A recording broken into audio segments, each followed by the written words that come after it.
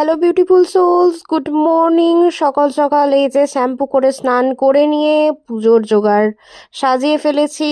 ফুল, মহাদেবের দুধ, লোবান, ধূপ, তারপরে ঘিয়ের বাতি সব রেডি। আজকে একটু বিশেষ করে পুজো দিতে হবে, কারণ আজকে হচ্ছে পৌষ মাসের পূর্ণিমা তিথি। আর এদিকে দেখো, 1 জানুয়ারি কিনে এনেছিলাম জয়নগরের স্পেশাল মোয়া। এটা আজকে প্রথম নারায়ণ এবং অন্যান্য দেবতাদের উৎসর্গ করে তারপর আমরা খাবো।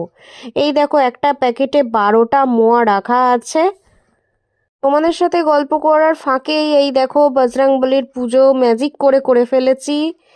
এদিকে শ্রী বিষ্ণুকে দেওয়া হয়েছে হলুদ ফুল, সাথে জ্বালিয়ে দেওয়া হয়েছে লোবান, ঘিয়ের বাতি আর এই যে মোয়া। আর এই যে এই ক্যালেন্ডারটি আমি নিয়ে এসেছিলাম যখন আমি মায়াপুর ঘুরতে গিয়েছিলাম।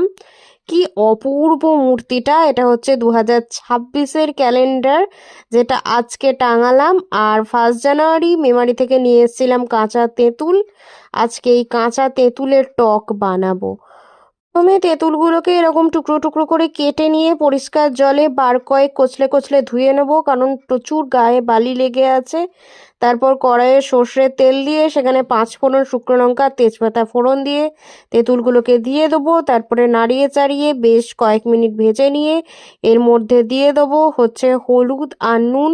তারপর একটুখানি নাড়াচাড়া করে নিতে হবে যাতে জংলা গন্ধটা কেটে যায়।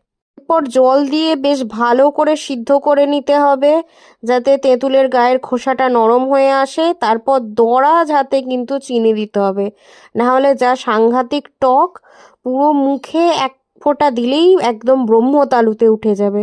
তো যাই হোক, চিনি দিয়ে এরকম ঘন করে ফুটিয়ে নেব।